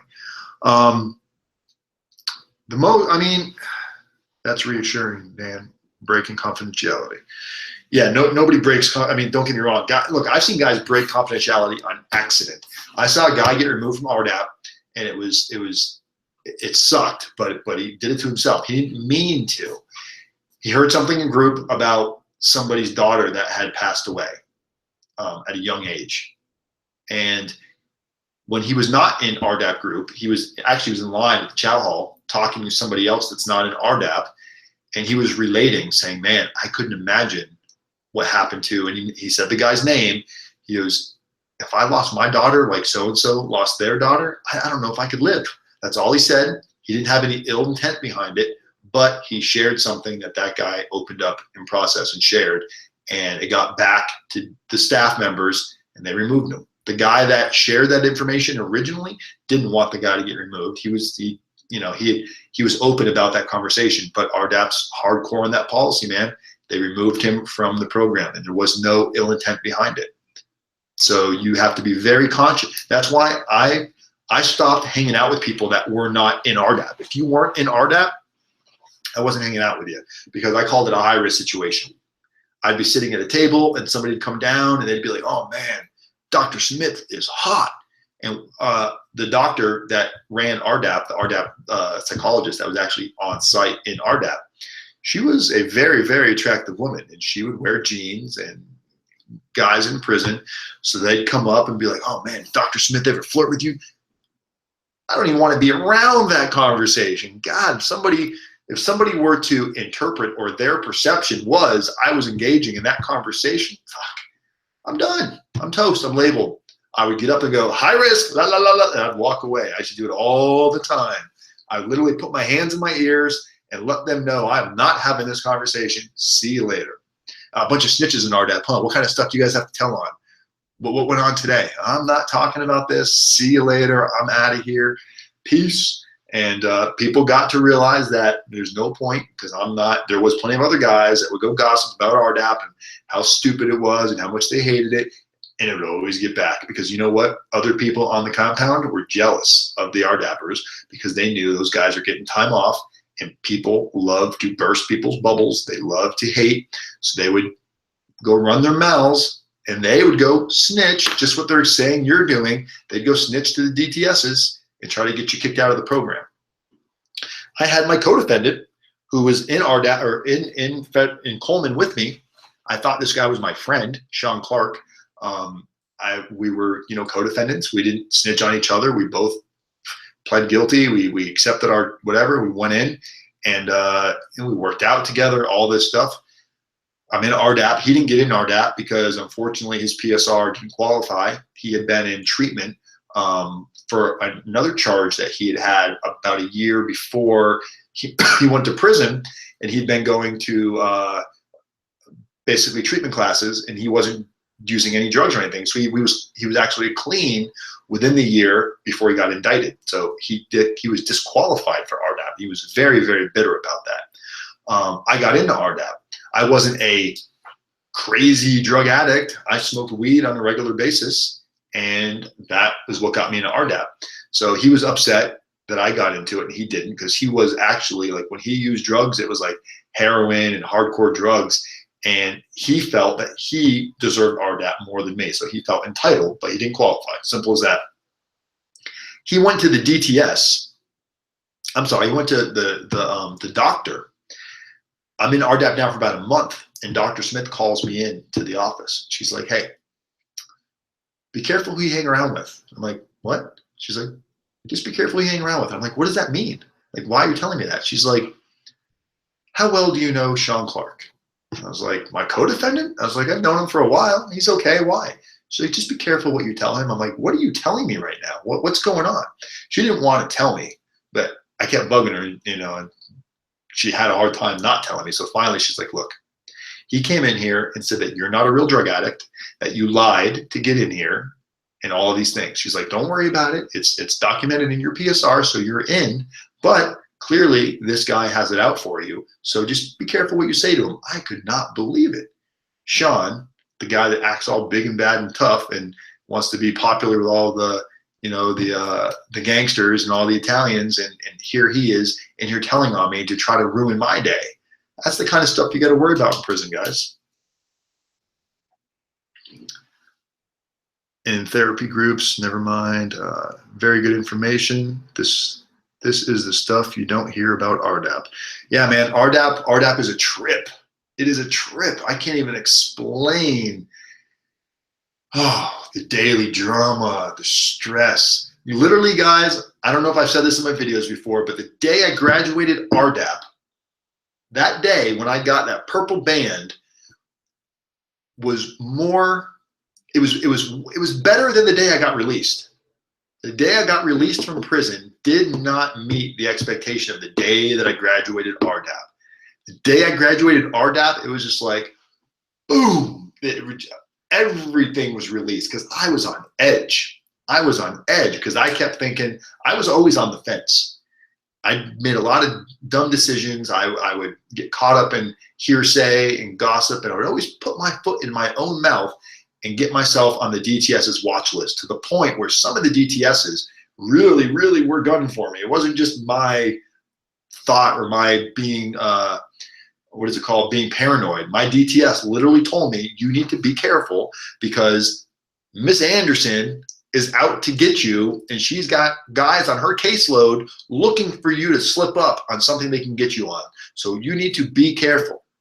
Be careful. Stop doing the stupid stuff that you're doing. What saved my ass in RDAP every time I got in trouble is I was always honest. When they asked me if I did something, if I did it, fuck, I did it. Why'd you do it? Because I was stupid and I wasn't thinking. I'm impulsive. They want me to identify what was going through my mind. Like, look, I was impulsive. I didn't think it through. I allowed myself to make these decisions. I thought I had my impulse under control, but then I realized there's a whole nother level to impulse, that you're still impulsive, but a different level of impulsive, but it's just impulsive. And I would identify this stuff and explain it. And I was sincere about it. I understood what I was fucking up on. I wasn't going, they're out to get me. They're out to get me. Even though she was out to get me, I didn't allow that to affect me. I didn't use that as a, oh, they're just out to get me. I mean, I was like a ninja in that place with my guard up, and I didn't cower down. When I saw shit going on that was wrong, that other inmates were doing, I would jump up there with my katana blade in the morning meeting and knock somebody else's head off. But it wasn't to hurt somebody. It was because they were trying to manipulate the system, which is fucking it up for everybody. When that system isn't running right, when everybody's off doing their own thing, trying to beat the system, it makes it harder for all of us. So look, we're all there. We're all agreeing to cooperate. We're all agreeing to do these things in RDAP.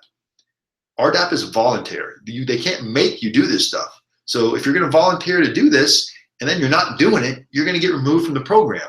But if you're not doing it and you're pretending to do it in front of the DTSs, then behind the scenes, you're acting a fool and you're putting me on a spot because you're out there smoking cigarettes or stealing or running a gambling room or running a store. If I know that you're doing these things and I don't tell on you, I'm going to get in more trouble than you are for doing those things. So my advice to you, if you're going into RDAP and you plan on being a sneaky undercover guy that's going to pretend to do all the right things, but you're still going to run all your little side hustles, prepare to get your teeth kicked in by somebody like me, because I am not letting you take my time away. I am going to go home as soon as I can back to my family. I didn't go to prison to fuck around and play games. I went to prison because I had to, and I did everything humanly possible to get back to my friends and family as soon as possible. 42-month sentence, I did it in 13 months. And it wasn't by luck. It was because I went in with a plan. And when I messed up, I identified where I messed up and I made corrective action on the spot and kept it moving. You fall off that bike, don't lay on the ground and cry, get back up and keep pedaling as fast as you can, because if you do, it's weakness. Man up. RDAPdan.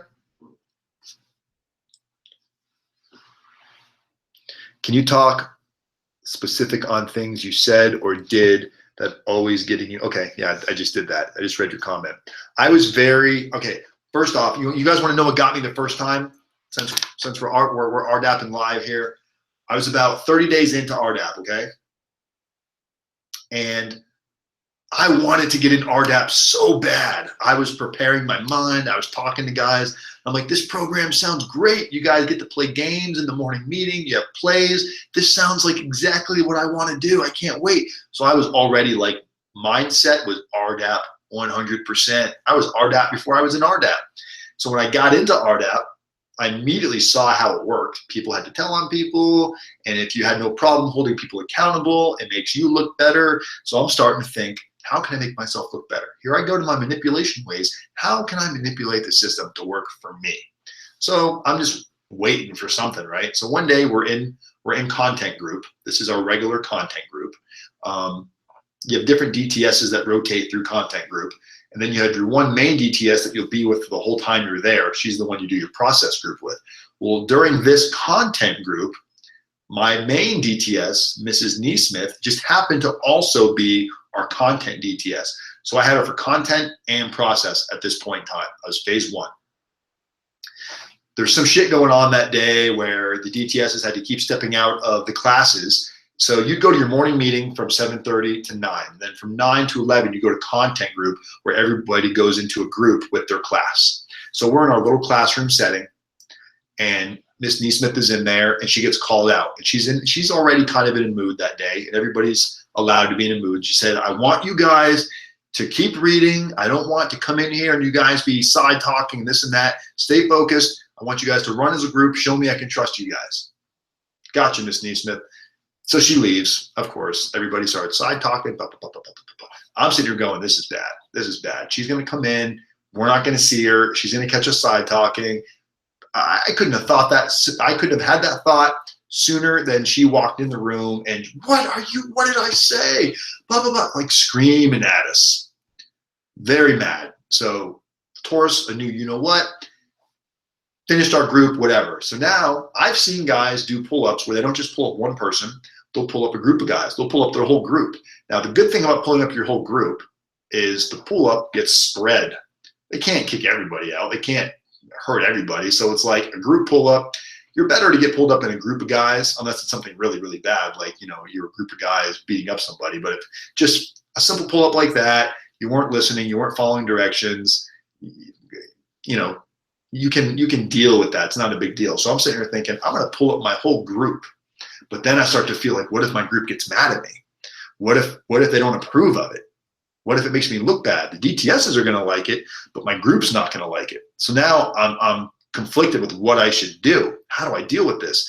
So I go to my DTS, Miss Neesmith, and I'm brand new. I'm there a couple, like maybe a month.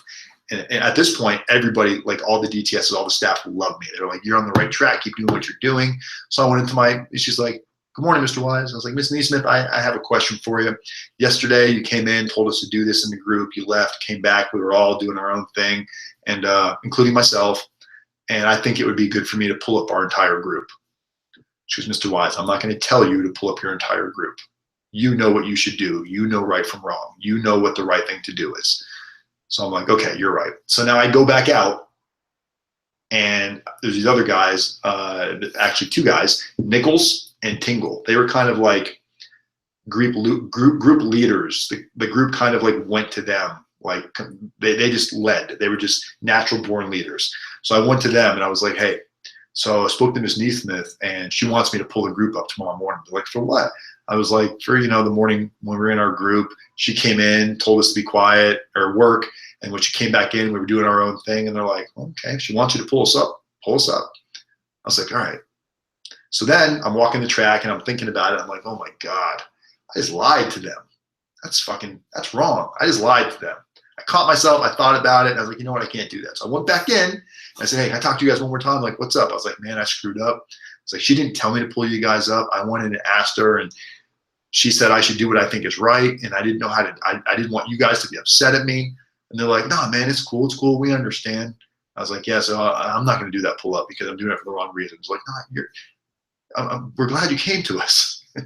So the next morning, they get to the session of the morning meeting where they're doing the pull-ups. Does anybody have any pull-ups? Mr. Tingle raises his hand. I'm not thinking anything. I'm thinking, we talk this shit out like men. We're good. So they're like, Mr. Tingle. Mr. Tingle stands up. I'd like to pull you up, Mr. Wise. Oh my God, when he said my name, I about shit my pants. I stand up. Wise, RDAP, participant phase 1. Mr. Tingle says, Mr. Wise, I'm pulling you up for yesterday. Actually, he said, I'm pulling you up for manipulation and power orientation. Manipulation for manipulating staff members, manipulating us, and power orientation for assuming or asserting your power over us, assuming we're weak or strong. And he just dug in. He explained what I did, and he made it. It was almost like listening to how the prosecutor kind of spins with a little edge and a little flare and makes it extra rough. You manipulated your whole group, and you did it to the point to make yourself look better in front of the DTSs, which makes me think that you're not really trying to get anything beneficial from this. So I need to ask you, why are you even in RDAP, Mr. Wise? And oh my God, from that point forward, I was labeled as a manipulator. Anything I did would almost get construed as, is he manipulating? And I had to work so hard. But you know what? It identified, boom, that's who I was. I was Dan Wise, the master manipulator. I always wanted my way, and I always wanted to come out on top. I never wanted to be assertive with my communication. I always wanted to be passive, aggressive with my communication. I wanted to get what I wanted, but I didn't want conflict. So I'd put it off on other people and make them, oh, he wanted this. I'm only speaking on their behalf. That's what got me in trouble most of the time in RDAP. So RDAP is very tricky because your flaws get exposed without you knowing it. So there you go. And Edward's back, so I can leave now. So there you go, Madrina. There you go, Madrina and Todd. It's hard to say what to look out for in RDAP because it's just, you don't know. Look, a lot of the stuff, a lot of you guys are going to learn what a Johari window is, okay? A Johari window is if you picture a window with 4 panes on the window. In one window, you got your open. Open is what you see and what everybody else sees. You've got your blind. Your blind is what you don't see, but other people see. You've got your secret. Secret is what you don't want other people to know. It's stuff you hide and you keep it, like Todd, you would talk about when you first got in trouble and you made people think that you're more educated than you really were. So it was your secret that you weren't really that educated, but you wanted people to, you wanted to give off that appearance that you were. So you embellished your education level. So that was your secret. Then you got the potential. The potential is what it can be, good or bad. Potentially you can be an amazing person, or potentially you can continue to fuck up. So that's your Johari window. Open, blind, secret, and potential. Once you can identify all of those and your blind is no longer blind, it becomes open. So now you have one open window.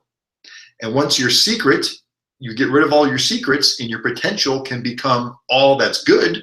Now you've got an open window and a potential window. Open is great. Everybody knows what's going on. Potential, you're just getting better and better and better as you go. You're always going to find little things to work on, but it takes exercise, just like push-ups. You need exercise to stay fit. You need to exercise your mind and stay on top of this stuff, or else you resort back to old ways. It's that simple, but it's not that easy. How closed down does an inmate need to be? How closed down does an inmate need to be? Madrina, what do you mean? If you can rephrase that question, I can probably answer it for you, or I can try to answer it for you. Guys, I don't claim to have all of the answers. I'm just telling you what I went through, what I experienced for me, how I was able to get through RDAP. A lot of people that were in my RDAP thought that I should not have gotten through RDAP. There was a lot of other inmates that thought I should have gotten recycled or removed from the program. But I didn't. I'm not going to say they were right or wrong. I think that my DTS took enough interest in me to know that I was sincerely making progress and I was being sincere with what I was doing. Where other guys may have been playing both sides a little bit, I really wasn't. I really, really, really wanted to change. Yes, I get caught up in the gossip and I get caught up in the bullshit, but at the end of the day, when I get called out on it, I was mad at myself for allowing it to happen. And I always made progress from that point forward. I never regressed. How open can your personality in prison or in RDAP? In RDAP, you're better off taking it slow. Don't go full gorilla. Don't go Mr. RDAP full in and try to participate 100%.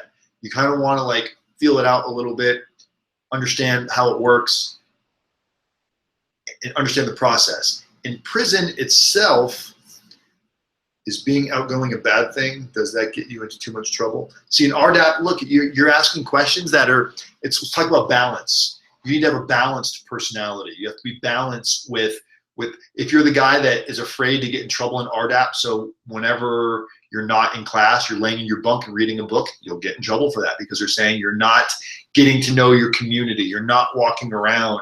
Like you get assigned to big brothers and little brothers. Like when I first got there, they assigned, I can't remember his name, they signed this guy that I'd probably never associate with outside of RDAP.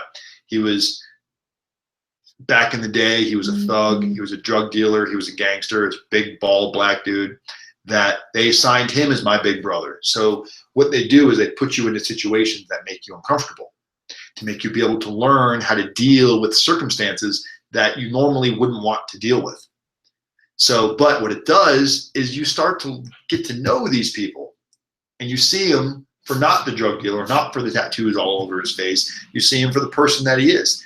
And he may initially have saw me, I'm not saying this is true because I never asked him, but he may initially have saw me as some clean-cut white boy that always whatever, just thinks he knows what to say and he can talk well, and he got to know me and saw my personality. And did I lose you guys? Oh, making sure we're still here. My computer went screwy on me for a minute. So, you know, to answer your question, Madrina, it seems like you went full in, RDAP. I did go full in, and it was if I could go back and do it again, that's probably what I would have done differently. Was I would have paced myself a little bit and wouldn't have been in such a hurry. But I got overzealous, overconfident, over cocky. Thought I could just tap dance my way right through RDAP and master manipulate this whole thing. That's really, at the end of the day, what I thought I could do. And even though I got through it, it wasn't smooth like that. It wasn't smooth like how I envisioned it. It was going through and just like going through a pinball machine, just getting beat up the whole way until I came out the other side, beaten, battered, just, I'm telling you, it was a sigh of relief when I got through RDAP.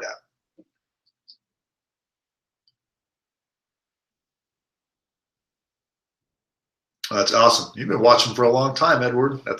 You know, it's so neat to be able to reflect back to where I was. And just like I wrote those letters for myself to be able to go back and read at a later date to see where my mind was, it's neat. Sometimes I sit down and watch my own videos, not because like, oh, such a handsome guy, RDAP man. No, I like to see where my frame of mind was when I first started doing these videos and how it's progressed and how it's changed.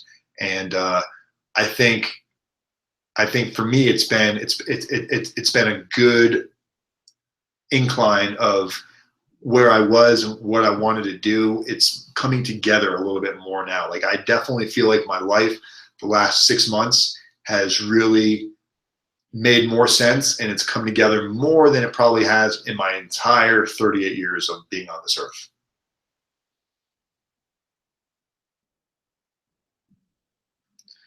Yeah, my appearance changed quite a bit. Lost a ton of weight.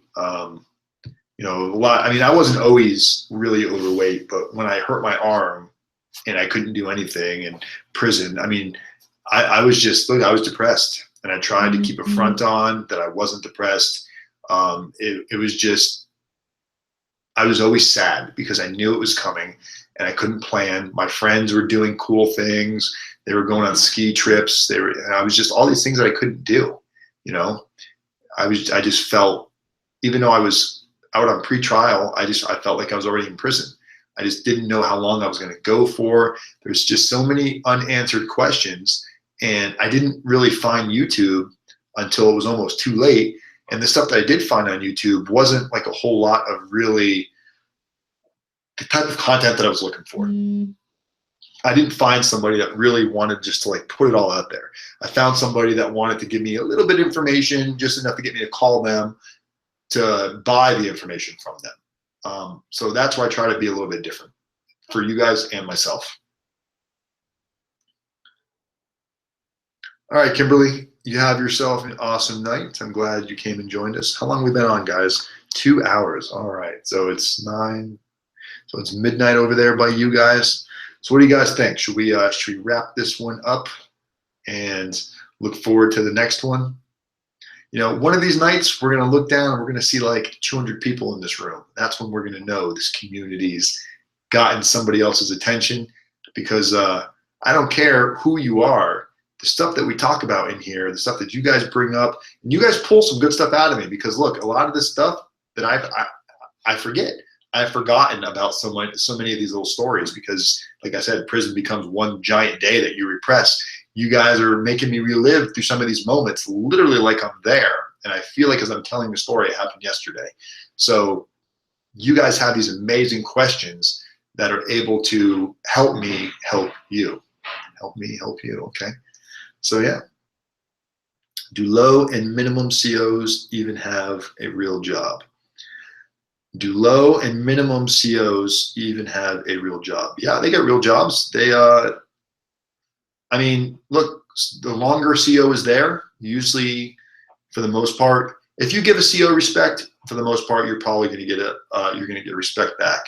If you're, cocky and you're always thinking, the COs will put you in your place. They have no problem letting you know what you did to put you in your place. I never mess with the COs. They never mess with me. Don't get me wrong. There might be the couple of guys might take their job too seriously, or they're on ego trips, but they're just like anybody else. They're there to do a job. They want to come home to their family at night. They don't want to get beat up or shanked or any other violence. And then a lot of these guys work at camps, lows, mediums, pens. They go back and forth. Some of them have worked in the pens for years and worked their way down to a low where they're going to retire in a few years.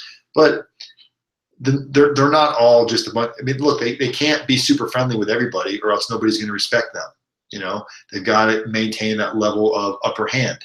You've got one CO to every 20 or 30 guys. So at any given moment, it could be a complete, overturning of the prison. So they have to maintain that level of kind of hardcore, edgy, not very nice, like cops do. It's for a reason, guys. So don't hate on the COs too much. Well, I think that's about it. If you guys, is anybody in this room not subscribed to my channel right now? If you are, now's a good time to go ahead and subscribe, because that helps me, that helps the community. And if you guys want to find some of your favorite videos and go share them on your Facebook. And I'll tell you what, guys, since there's 8 of you in the room, real quick, don't anybody leave, because I got something cool to say. So all 8 of you stay in here for just a second. So we're going to do an Easter egg hunt, RDAP style. And what I'm going to do is, I haven't come up with an amount yet, but it's going to be somewhere a couple of $100, $200, $300. We're going to do an Easter egg hunt where I'm going to place Easter eggs, and I'll tell you what to look for, because I don't know what the Easter egg is going to be yet. But the Easter eggs are going to get placed throughout various videos at different points in the video. And the said Easter egg will have a value associated to it. What we're going to do is we're going to find somebody that needs some consulting, that can't afford it. And Kimberly, I can't remember his name, but we had a young gentleman in this room. So if anybody knows who he is, or you know how to contact him, reach out to him. I'd like to get his information. And what we're going to do is, for each Easter egg that is found, we're eventually going to, because I already raised some money for a particular person, and I'd like to do it for him because it sounds like he needs the help. But if we can't find him, we will definitely find somebody that needs the help. But you guys are going to have to go watch some of my other videos that you haven't watched, or watch them again. And you may have to watch them all the way through, because you do not know where the Easter egg is going to be. So there will be a description on that Easter egg that you'll have to email me, so I know that the Easter egg was found. And when that Easter egg is found, we'll talk about it on a video, that an Easter egg was found, and here's the dollar amount that it was applied to, and we're going to use this to give somebody the help that they need for preparing for federal prison. So what do you guys think about my Easter egg idea? Post that in your comments below. Don't post it in the chat. Post it in the comments of RDAPdan's fantastic Easter egg hunt. Should have started it off with that. A lot more of you probably would have watched. But anyway, it helps me because you guys are going to watch videos, and it helps somebody else because we're going to give somebody the money that they need to apply to getting the help that they need. Well, guys, have yourself an amazing night. Subscribe, like, share. Go be nice to somebody. Smile at somebody tomorrow that's not smiling, and see if you can change their day. With that said, I'm RDAPdan. I love you guys. Without you, there wouldn't be me. Peace.